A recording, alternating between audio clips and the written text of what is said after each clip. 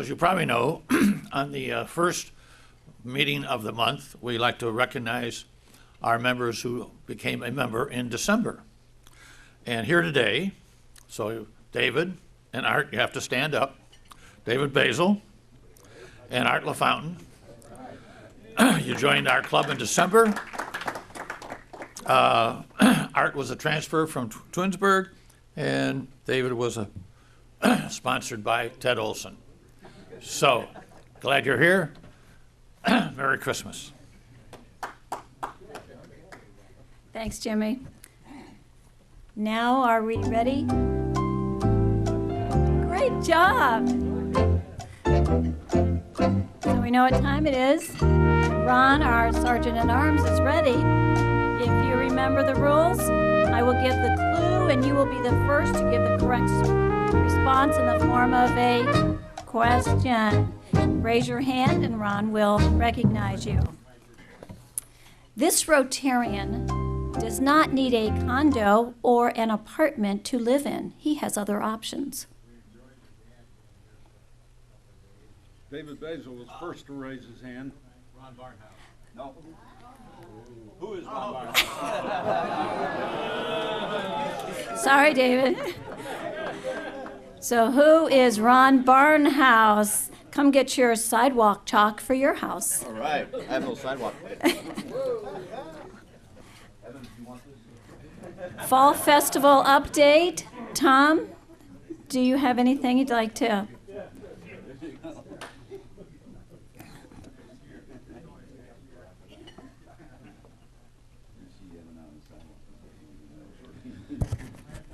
Well, we have earned some good money for some scholarships, but we hope today is a big day.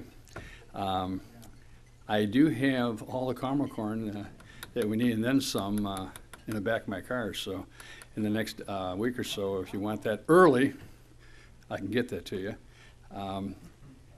Larry Santon.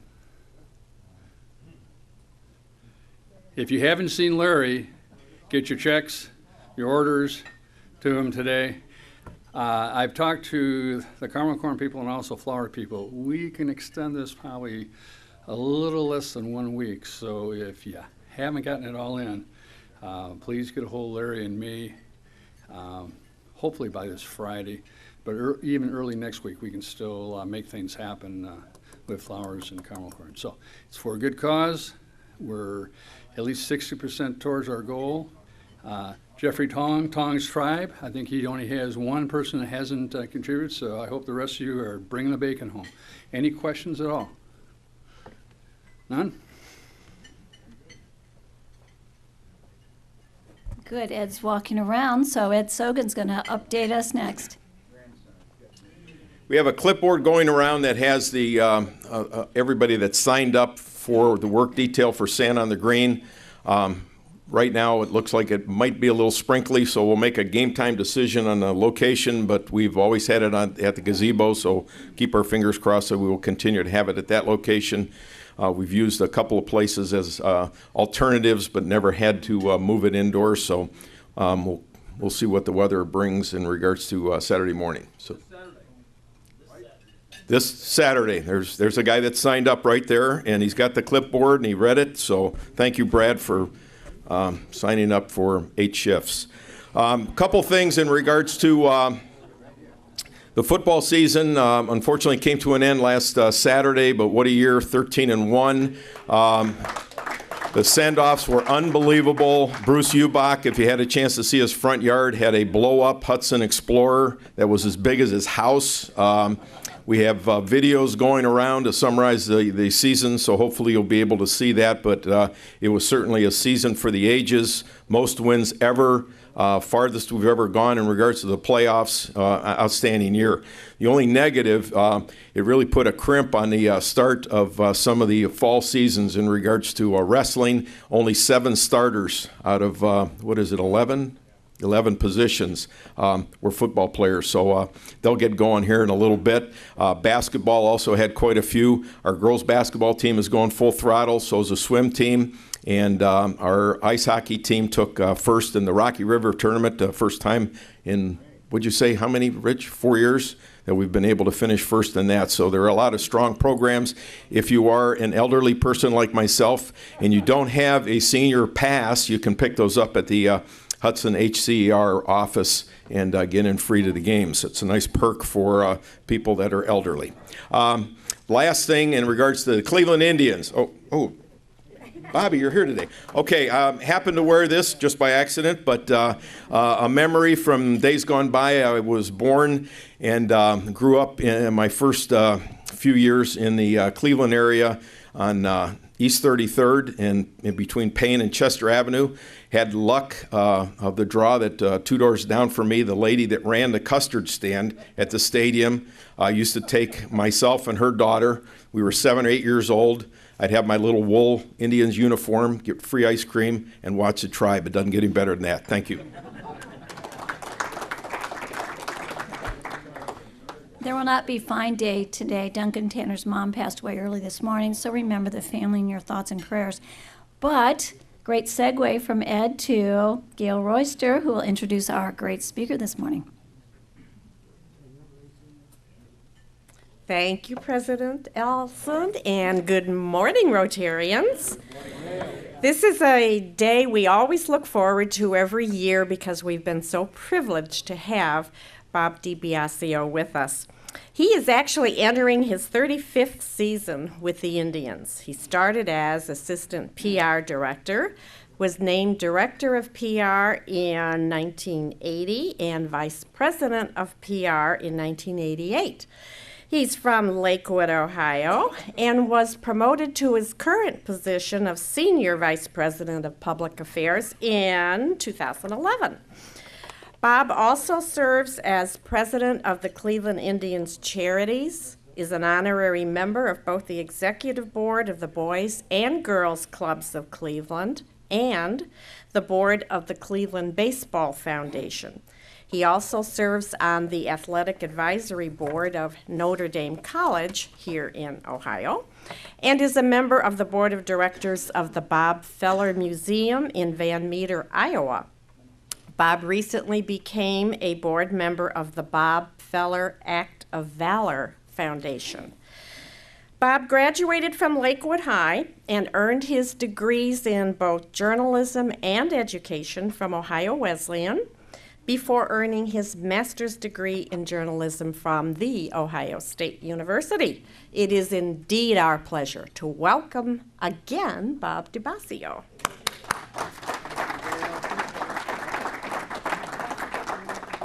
Right, yeah, thank you. Good morning, everybody. Good morning.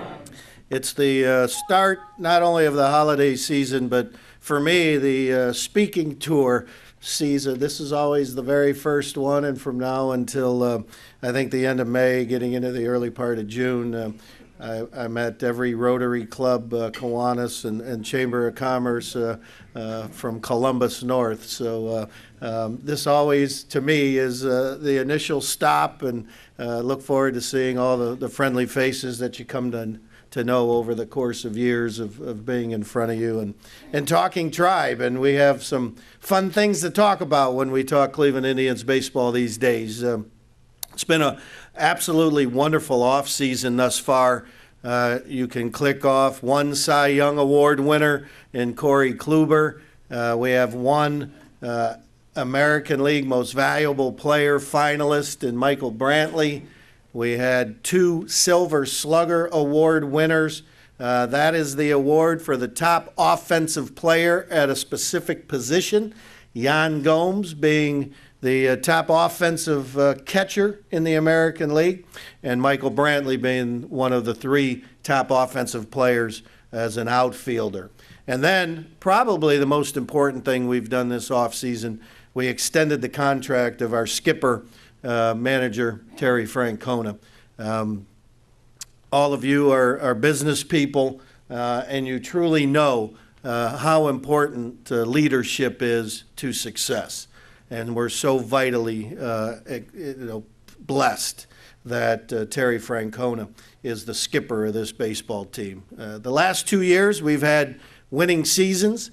If you combined our win-loss record of the last 2 years, it's the 4th highest winning percentage in the American League over the last 2 years. We've only got to the playoffs one of those 2 years.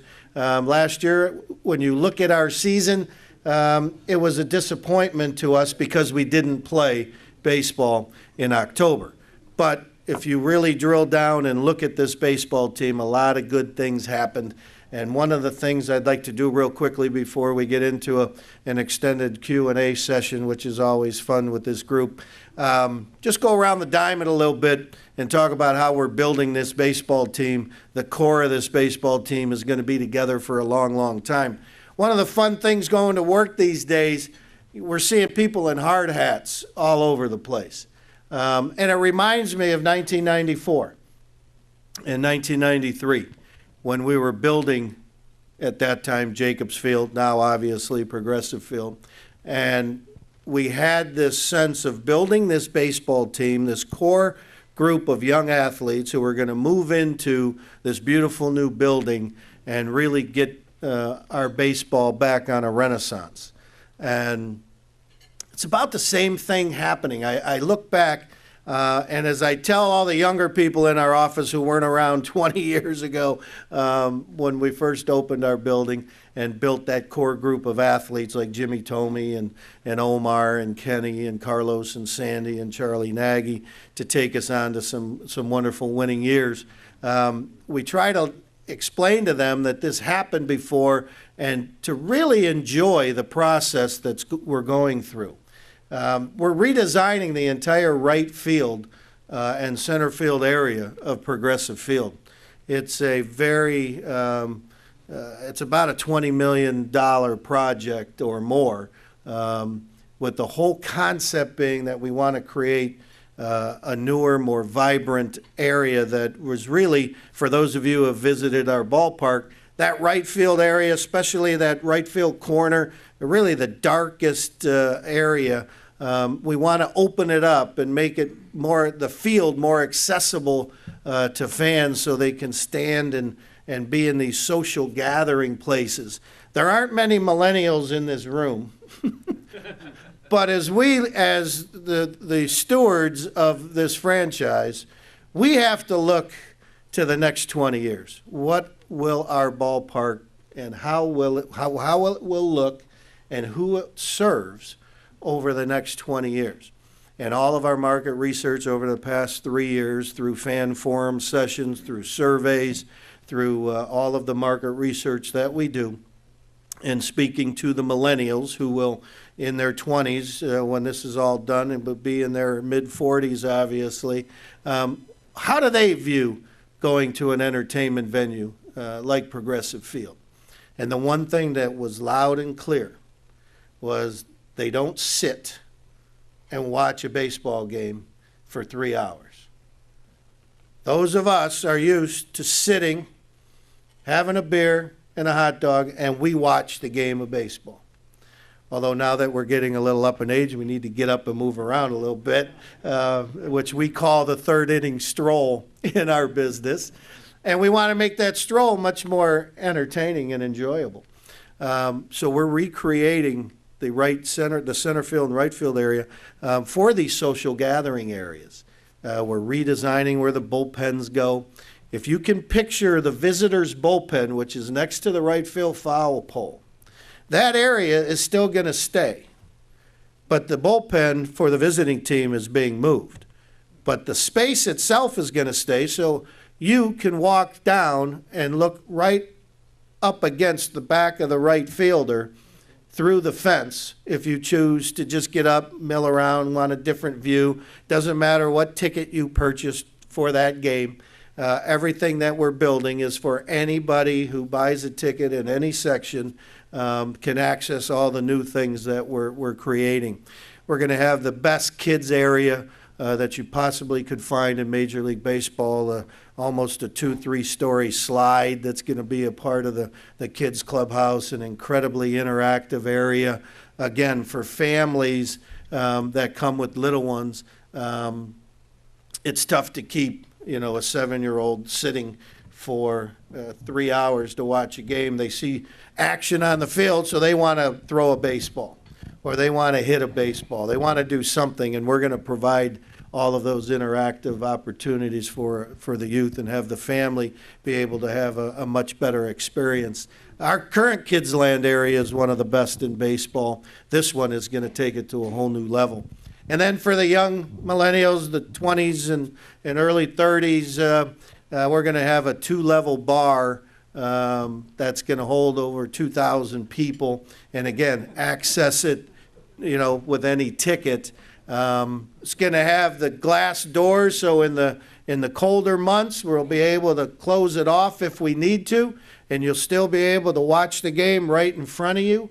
But on those beautiful nights, we open up all those doors, and it's going to be absolutely something special. No one in baseball has anything like it. Again, it's our job to make our ballpark more compelling, an entertainment venue. Biggest issue we're facing as a business. We had the 5th highest television ratings in all of baseball last year.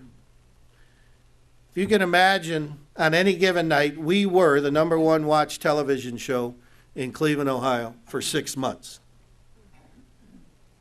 San Francisco, pretty large market in America, only 12,000 fans watching the World Series champion San Francisco Giants. Only 12,000 more fans a night watch the Giants than Cleveland Indians baseball in our area. And they have a few more people in their market area than we do. We, on a given night, had 55,000 more fans in Cleveland, Ohio, in our region, watching Indians baseball than the Colorado Rockies did on any given night.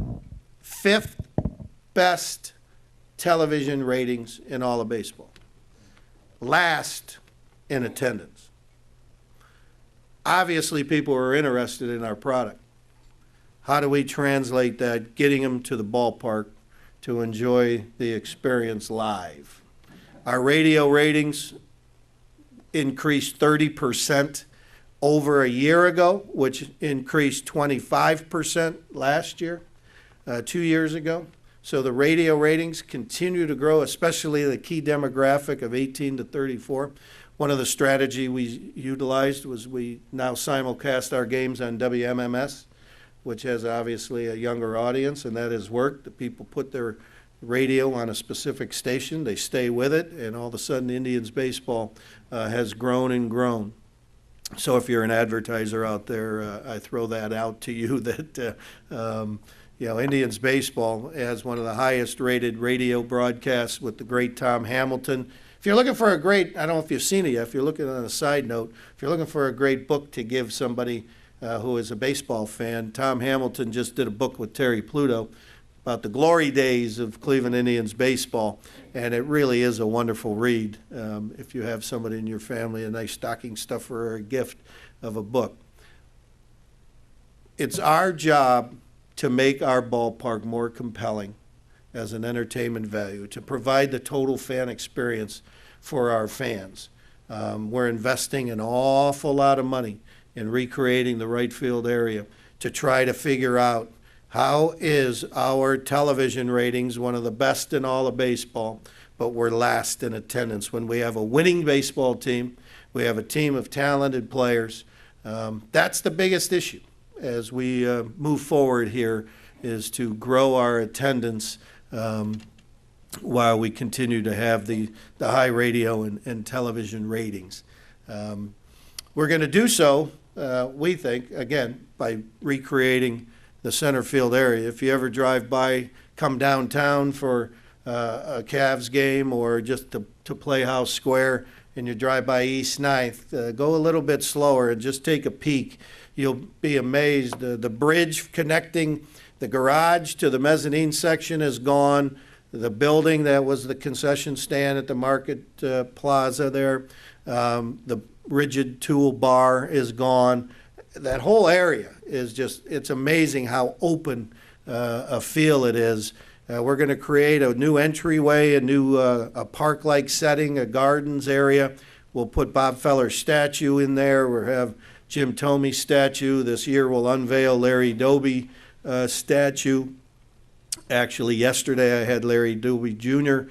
in town to look at the pretty much the finished product of his dad's statue, to sign off on it, and it looks awesome. It's a great pose of him hitting a line drive, and just really the same local artist, David Deming, who did Jim Thomey's statue, is doing this one. It's going to be a wonderful, new, exciting opening for us this coming season. Again, I liken it back to when we were building this young baseball team in the early 90s, moving into a big, brand new building. Again, guys with hard hats on. Everything is being built at the same time. This team right now that Chris Antonetti has put together with Terry Francona is all signed through the next 5-6 years, at least through the next 4 years, and then a lot of them through the next 5-6 years, matching up with Terry Francona's extension, where he could be our manager, past 2020. So we are in a good position. This baseball team we have today, we could roll it out exactly the same as a year ago. Not many people can do that in baseball because of the fluidity of players. But we have a unique situation. Now, we're not going to do that. We need to add some things to this roster to make sure that we can get to playing baseball in October. But we're in a unique position where we can roll out the same team that had a winning record last year and had won 90-some games the year before, which is makes you feel real good about the stability of the franchise. We had a number of our young players sign multi-year deals to commit to one another, to commit to the Cleveland Indians, and commit to the city of Cleveland to bring a championship to our fans. Going around the diamond real quick, again, Jan Gomes, we mentioned earlier, behind the plate. Jan was a Silver Slugger, meaning the top offensive catcher in baseball. In addition to that, he finished, I think, third in the Gold Glove voting as one of the top defensive catchers in all of baseball.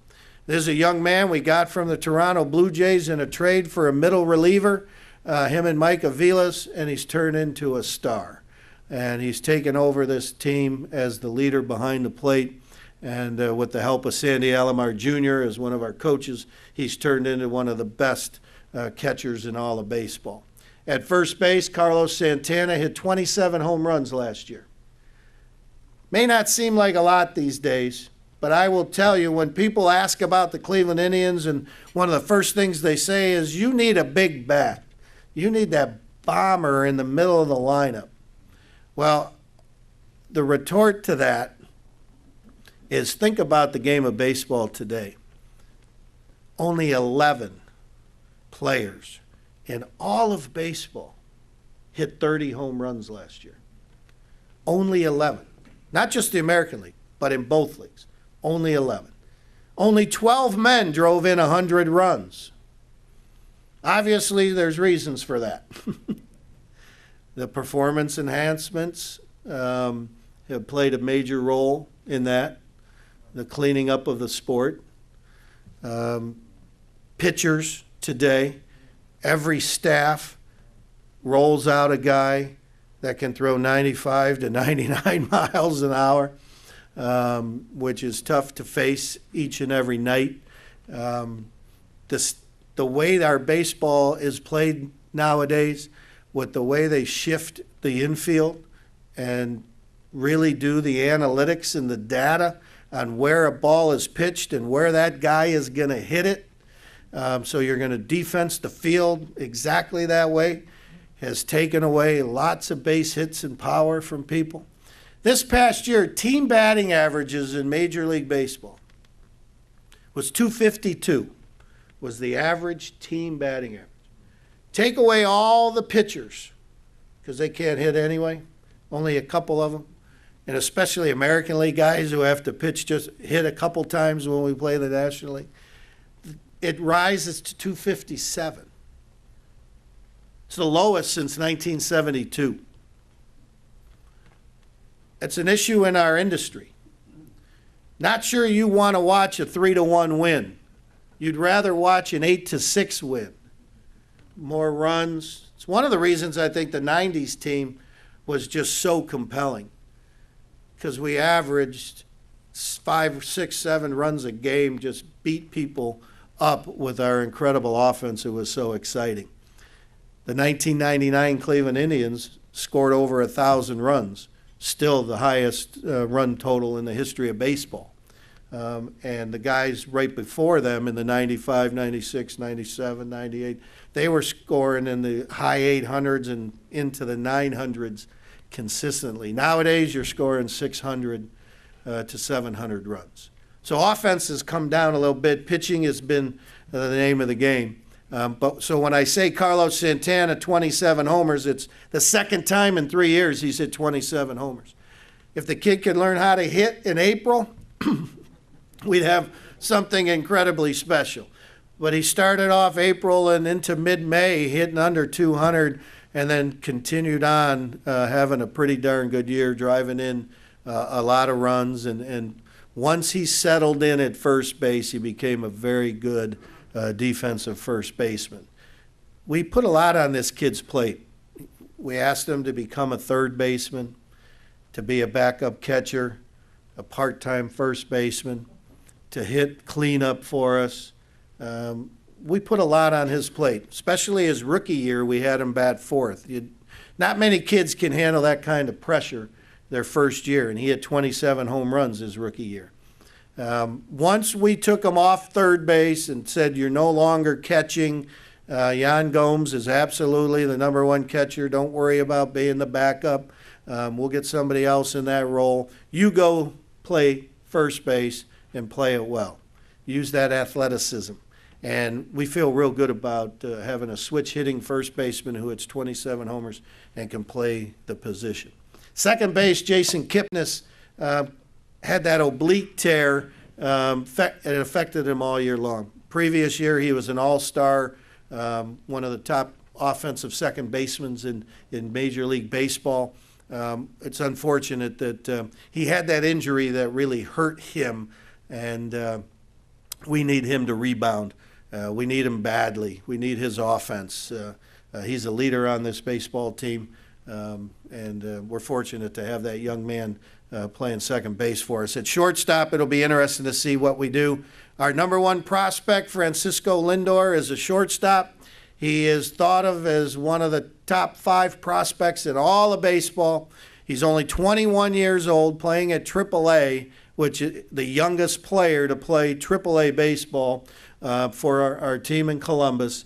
He'll be in Cleveland at some point this coming season. I don't know if it's going to be April or not. You saw, if you watched our games, the difference between the young legs of Jose Ramirez and the old legs of Asdrubal Cabrera, what infield defense meant to this baseball team, because we had statistically the worst defense in Major League Baseball. That's where our deficiency was. We shore up our defense. We don't necessarily need to score a lot more runs. We limit the number of freebies we give the other team, and we'll be in a position to win a lot more games than we lose. So shortstop, fluid position will be interesting to see. Third base, Lonnie Chisenhall had a really weird year.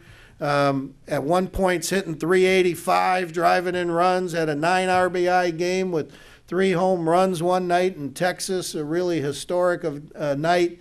And then he, second half of the season, hit only about 250, 260. So it's going to be interesting to see what our guys decide to do at third base as we move through this winter time.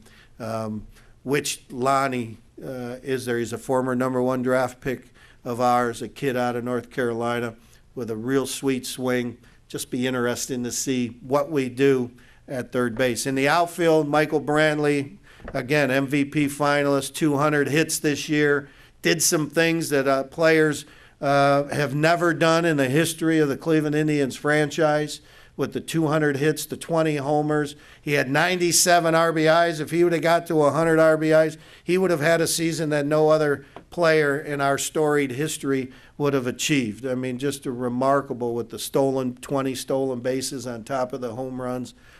Just a remarkable, remarkable athlete, a guy that you really are proud of. We've all watched him mature the last couple of years into one of the best, if not the best, left fielder in all of baseball. ESPN did a rankings of left fielders. he was ranked #1 as the best left fielder in baseball. And he's the anchor of the outfield. Michael Bourne in center field. We need Michael to keep those legs of his healthy to do the things as a leadoff hitter he needs to do. Right field, we have a platoon of David Murphy and Ryan Rayburn. We need Ryan to get back. He had a knee injury this past year.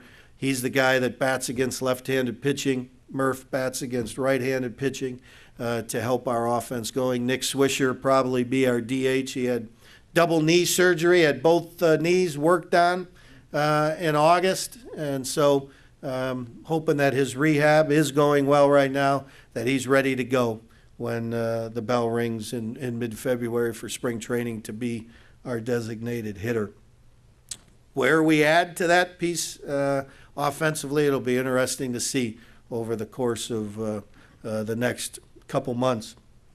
Next week starts the winter meetings where the GMs get together and things happen, so it'll be interesting to see what happens in that area. We have Mike Aviles, who's probably the best super sub in baseball. Our bench is solid. Again, we have a team. This is all guys who played last year that won 85 games. We were in it till that Saturday. It was until the second last day of the season when we came to the ballpark knowing we didn't have a chance to get into October baseball. So the previous year, we got to that crazy wild card game. We went down to the last 2 games of the season before we were eliminated. This is a team that knows how to win and is ready to win. Corey Kluber anchors the youngest pitching staff in baseball, and the youngest pitching staff in baseball statistically had the best second half in the American League. Lowest ERA, the most strikeouts, just a terrific core group of young players. Corey Kluber signed for the next 4 years. Trevor Bauer, Danny Salazar, Carlos Carrasco, Zach McAllister, TJ House. I think one of the things that Terry would love to have on this baseball team is a veteran starting pitcher. Get one more. Whenever you ask a baseball person, how's your pitching holding up, they always will answer, we need more. And doesn't matter how good, how many, you need 8 starters at least, and we think we have 6 real good ones. So I think adding a veteran to help these young kids in the starting rotation is probably first and foremost on our guys' minds. And then maybe adding somebody in the bullpen. But we're sitting with a Cy Young Award winner. We have a young closer in Cody Allen and all the guys at the back end of the bullpen, one of the most dominant bullpens in baseball, with Brian Shaw and a few others that we feel real confident of who we are as a baseball team. We're excited about the roster that we have right today, that we could walk into the season and be considered a team that could win our division. As a matter of fact, one early prediction, baseball prospectus, even though the Kansas City Royals went to the World Series and the Tigers just continue to spend wildly and have been one of the best teams in baseball, obviously, the last few years, they already picked the Tribe to win the division because of our stability. Kansas City's losing their ace. They already lost their DH, Billy Butler, because these young players are now becoming eligible for free agency. And the market size of Kansas City has difficulty, like all of us in our small middle markets have difficulty when players become free agents with the kind of dollars our industry is throwing out there. Don't know if you saw the one signing, the 25-year-old outfielder with the Miami Marlins, 13 years, $325 million. Why a young man puts a football helmet on his head, I don't know.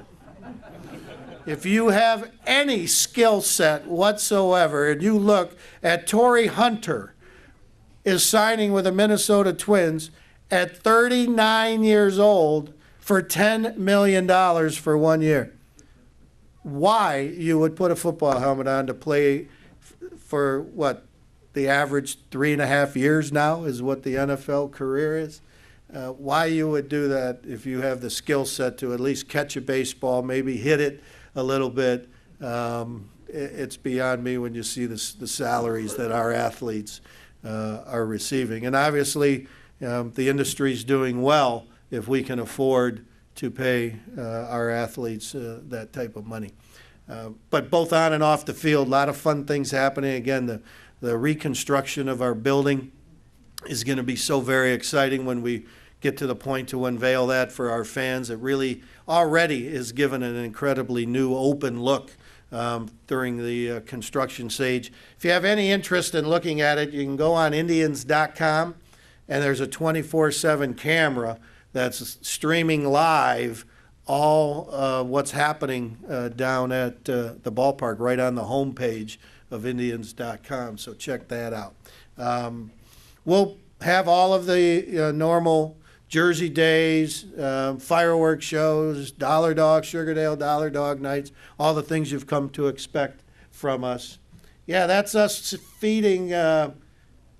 Last Sunday, it was a wonderful day. We served about 700 meals at the Terrace Club to a variety of different service groups, the Boys and Girls Clubs of Cleveland and their families, the City Mission, Guidestone, and a few of the Baptist churches in town. So it really was, we do this annually, and from about 11 to 3, we serve about 700 plus meals that you can see the middle in the live streaming of the construction of Progressive Field. It is pretty cool. We'll see if anybody's at work at 8 o'clock in the morning. We can check in on them. But we feel real good about who we are as a baseball team. It's a fun team to watch.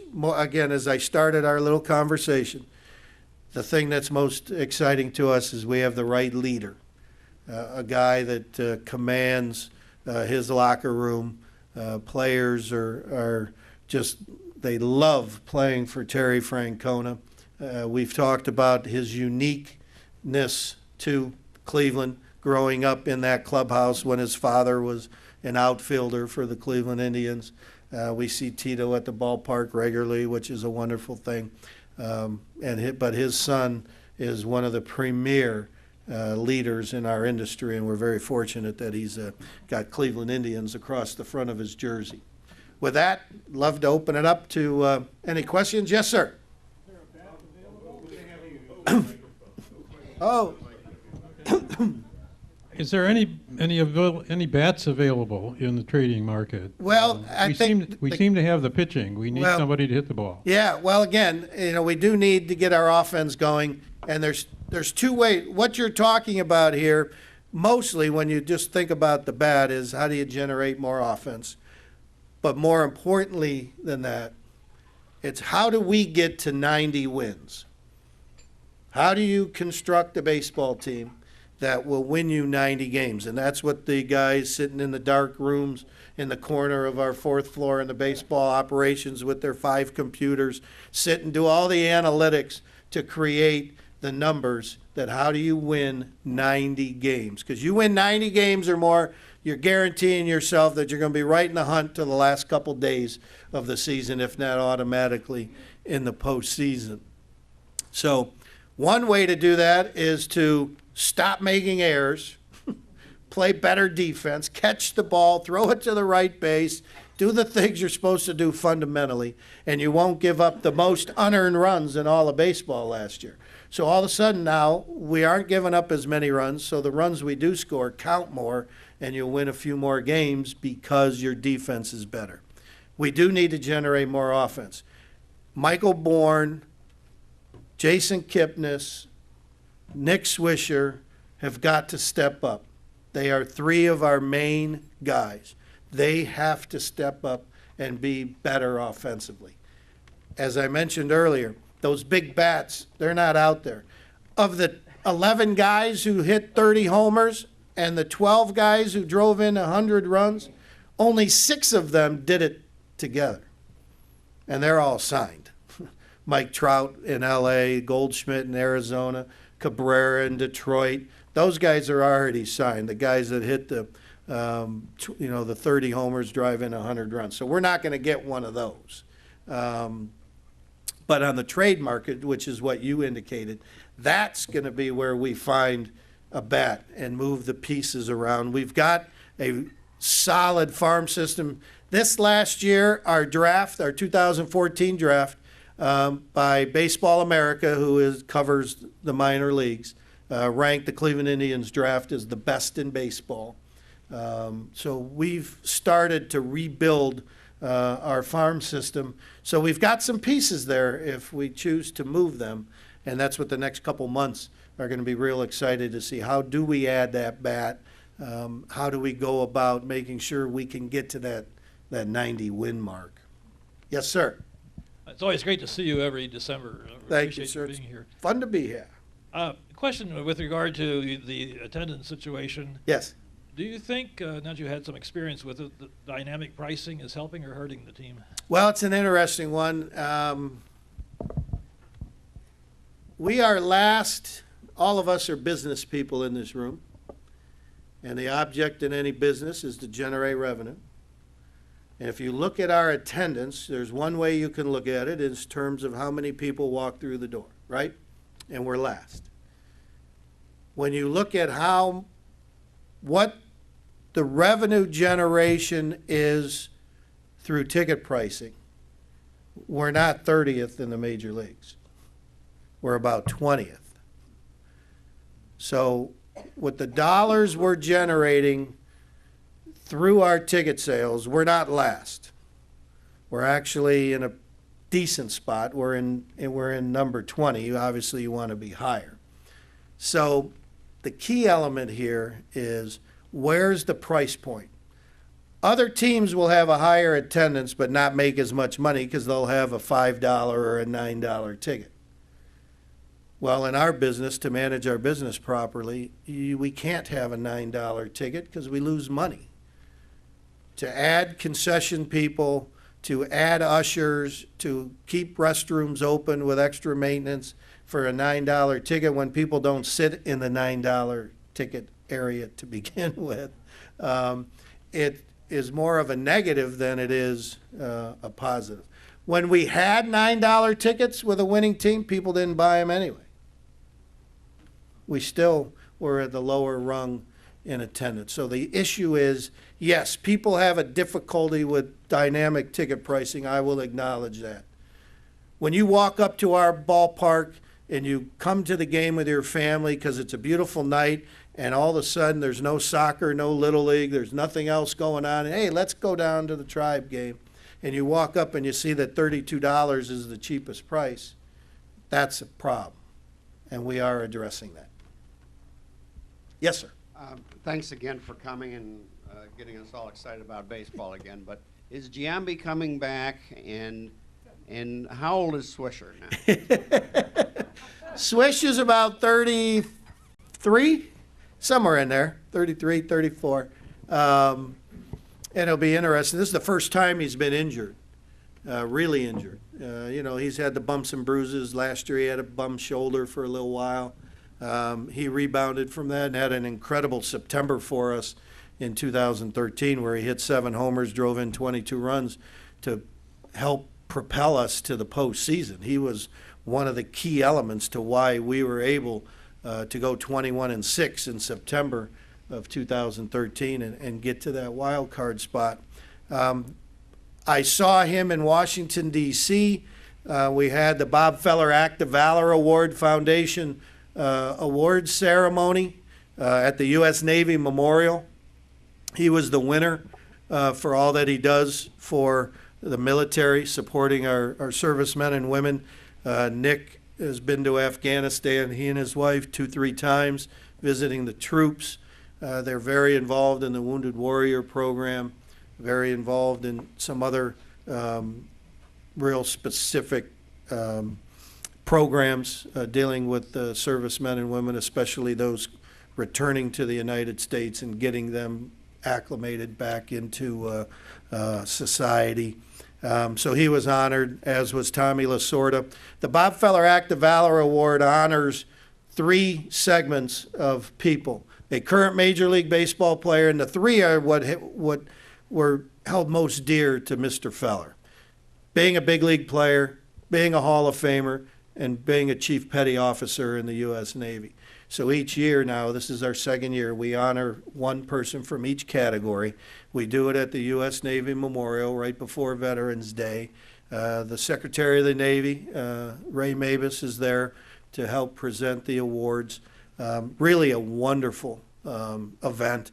This past year, we had the U.S. Navy, the Naval Academy's baseball team there, and they hung out with Lasorda and Swisher, and it was really a wonderful experience for all of us.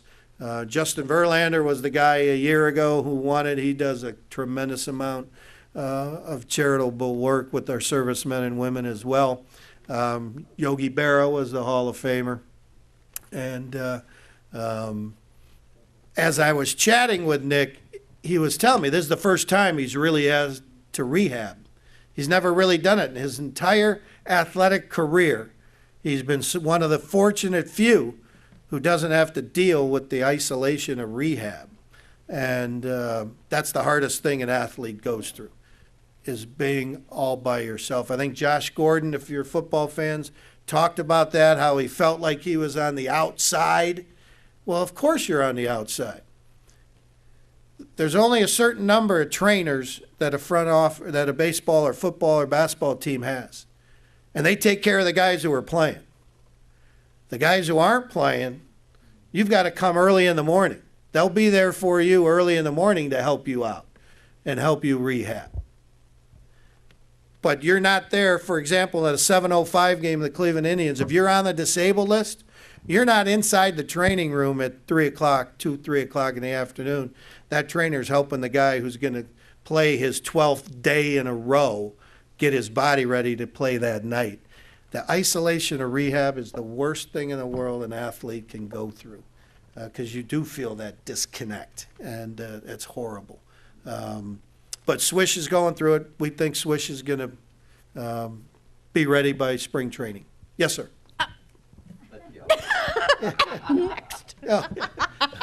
Gail, I'm sorry. Oh, that's perfectly all right. I'm not going to make Gail mad. No, heaven forbid. Yeah. I read an article in Sports Illustrated about our outstanding Cy Young Award winner. Yes. And I've also observed when he's interviewed that is a very intense young man. And, they likened him to a robot as far as his personality, so they were calling him Corey Cluebot. Yes. Right? He was Cluebot. And yet they said he is the biggest behind-the-scenes prankster. He is. So just tell us a little bit. Does he have a personality? No, he does, and it's interesting. I said this on the air to anybody who listens to 92.3 in the morning. I'm not sure why you do it, but you listen to Kevin Keene and Kiley and Booms, Kevin Kiley and Chuck Booms. We were talking about Cluebot, and Kiley made the comment about, well, doesn't the guy, at least he could have smiled when he won the Cy Young Award, And then I said to him, wait a minute, you think Nick Swisher's too over the top. Now you think Corey Kluber doesn't smile. What do you want? Which one do you want? Or are you just not happy with anybody? That they didn't appreciate me yelling back at them on that. But Corey Kluber is one of the funniest guys you'll ever want. He's one of those dry, quiet wits who within 3 words will crack up the entire clubhouse by just the quick wit item that when he's talking with the writers and all that. He's a Breaking Bad. I don't know if anybody here has watched Breaking Bad, but he's a Breaking Bad nut. So one day he walks in, dressed as Walt into the clubhouse after, he had won the night before. So the next 3 days, all he's doing is hitting it hard in the bullpen and in the weight room. And so he came walking in dressed as Walt and things of that nature. And then we actually used him on our thing called Tribe Vibe, one of the elements of the social media, and did a real scene with him. But he is a very stoic young man. He's got 2 beautiful little girls. He really is a hell of a guy. But he's not as gregarious as Nick Swisher. I mean, if you had two guys at the end of the spectrum. But that demeanor of his when he's standing on the mound and you need your composure and you don't let things get away from you and your heartbeat's got to stay the same to be able to perform at a high level, it's one thing he has. And we've only seen the tip of the iceberg with this kid, too. The way he works, the effort he puts into this, what he's done. Like I talked about Michael Brantley, we've watched him over the course of the last 3 years turn into one of the most dominating pitchers in the American League. And he's just starting to really come into his own. We're going to have some fun watching him for the next 4+ years. Yes, sir. Two quick questions, 15 Yes. seconds each, please. Unrelated to Indians, but related to the stadium. Do you know why they did away with those winter activities like having hockey games and ice skating down? And the other one is, did Torrey Hunter go back to Minnesota? Yeah, 20s to retire? Yeah, I would think that that's probably part of it with Torrey Hunter, is to retire a Minnesota Twin where he started his career. And those are wonderful stories if it can happen in the game of baseball. The Twins have struggled. We've tried to explain to people the economics of our sport. The Minnesota Twins paid $23 million a year to Joe Mauer. They had to. Joe Mauer grew up in the shadow of their ballpark. He's a hero, a god in Minnesota. State champion quarterback, a basketball player, the best baseball player to come out of the state of Minnesota. And there have been some terrific players come out of there. But once you give one player $23 million, a team like Minnesota in their market, they have nothing to build around it, so they've turned into a 60-win baseball team. And that's what we have tried to avoid. There's one statistic that people need to understand. This is why the Marlins thing with Giancarlo Stanton's so odd, giving one player that much money. No team has ever won the World Series when they have spent 15% of their total payroll on one player. Never. It doesn't work in our game. We're not built on one guy. We're built on a team. How do you generate runs together as a team? How do you pitch and catch the ball? How do you get to 90 wins to make yourself a championship team? Now, the Winterfest. One of the most innovative, creative, remarkable things our staff has ever done. I don't know if I've ever been more proud to be around a group of people that did something that no one else in the United States had ever even thought of. There have been some minor league parks that put a little skating rink in, but nobody did the kind of toboggan run and the extent of the ice skating area that we had. Biggest problem was 2 winters ago, it was 40 degrees. Nobody came because it was too warm. Then it got to be 5 degrees and nobody came because it was too cold. So the amount of money that it takes for us to put that on that kind of whim sale, then have to change the field, rip up all the grass and put a whole brand new field in every year, when it doesn't generate revenue for you, when it's a loss leader, even though it's the coolest thing. You can only be cool for so long when you look at the business aspect to it all. So that was the reason for that. We got some things to give away. Yeah, first one. Jason Kipnis bobblehead from this year for a lucky stocking stuffer, or you'll put it in your office. And the number is 270026. Some lucky 026. All right, Max. Here you go. Next one, we'll do a Jason Kipnis autograph photo. Yeah, we want to prove it. See if this guy's telling us the truth there. Oh, yeah, you're an honorable man. There you go. Here, take it. You might win again. You never know. Twice? Yeah, you never know. See if I pick out your, nope. 034 270 034. All right. Jason Kipnis autograph photo. Oh, we got scheduled, well, no, we're not giving those away. People can have those for free. Oh, okay. Thank you, yes, we'll see if, another honorable Rotarian.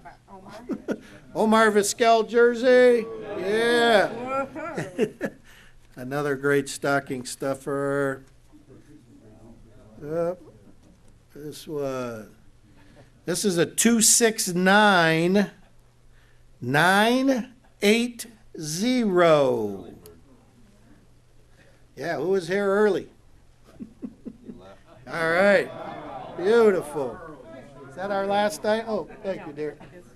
And then the MVP finalist, Michael Brantley, autograph photo. And we have 270048. 048. And we have schedules up here for people who want to put them. They don't have the game times on them yet. We're still finalizing all that, but you can plan your summer. Thank you, sir. Would you draw one more? One more. And that's for Money? Rotabuck, $21 payout. Jackpot, $198. Here we go. 269. Another early one. 994. All right. All right. Thank you, everybody. Go Tribe.